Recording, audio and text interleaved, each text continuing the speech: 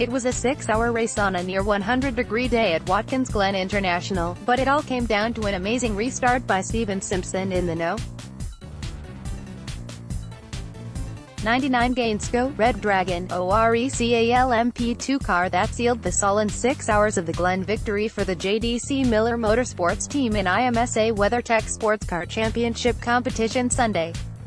Simpson restarted the race in third place, behind race leader Jordan Taylor in the number 10 Konica Minolta Cadillac DPi-V.R and Juan Pablo Montoya in the No. 6 Acura Team Penske ARX-05 DPi. While Taylor led the field through Turn 1, Montoya pulled alongside running uphill through the S's and neither driver was giving the other an inch. Simpson, meanwhile, had a full head of steam, and as the two leaders began to slow for the famed Watkins Glen International inner loop chicane, he rocketed down the inside of Taylor and blasted past both cars to take the lead. Simpson then managed to build a gap on Montoya, who was able to get past Taylor for second.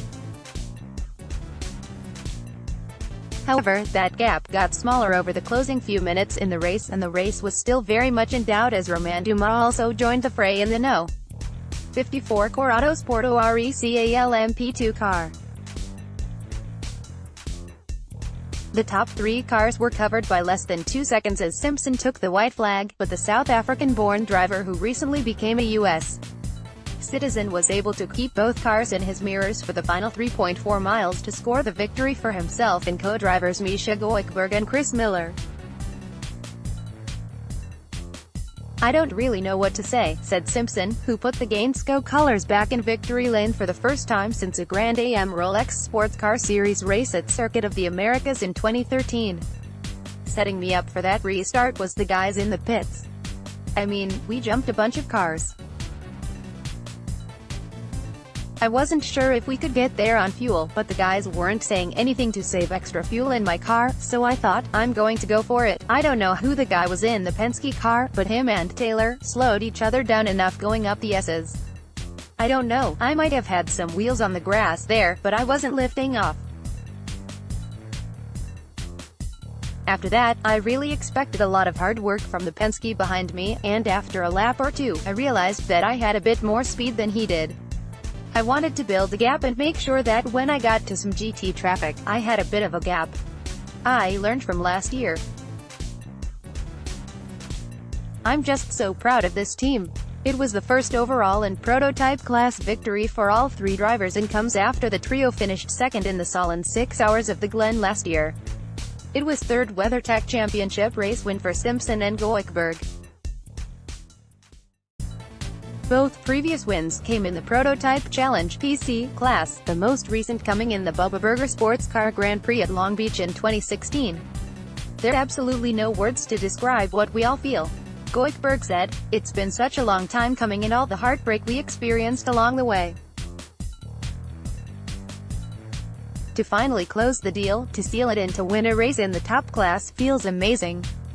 You don't understand the work that's been put into this, the time, it's really been a long time coming. Hopefully, this will give us a boost and give us more momentum so we can keep having respectable results in the championship." It was Miller's 2nd WeatherTech Championship race win. He previously joined Goikhberg, Simpson and Kenton Koch in winning the PC class in the 2016 Rolex 24 at Daytona. "It's huge," Miller said. "We're such a small team and we've worked so hard for a couple years. Last year, we had 2 really close calls and you start to wonder how many more opportunities you're going to get. This year, the guys have really stepped it up. We've been pushing so hard. Stephen did an unbelievable last stint. For us, it's a huge moment and hopefully the beginning of even more wins to come."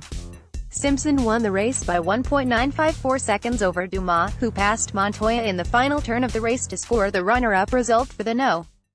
54 team and co-drivers John Bennett and Colin Braun.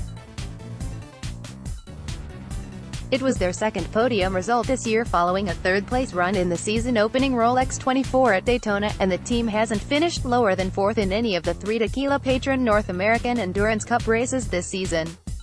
Montoya and co-driver Dane Cameron combined to lead a race-high 124 of the 202 laps completed over the 6 hours.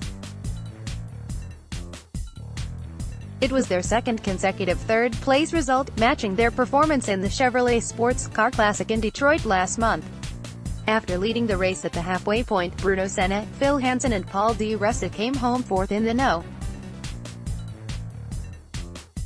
32 United Autosports Legier machine to make it 3 LMP2 cars inside the top 4 positions. Taylor and Renger van der Zande completed the top 5 with a 5th place showing in the number 10 Cadillac. With a 6th place result, No. 5 Mustang sampling Cadillac DPi-V.R driver Felipe Albuquerque now leads Action Express Racing teammates Eric Curran and Felipe Nasser in the No. 31 Whelen Engineering Cadillac by 1.169 to 168 in the prototype point standings.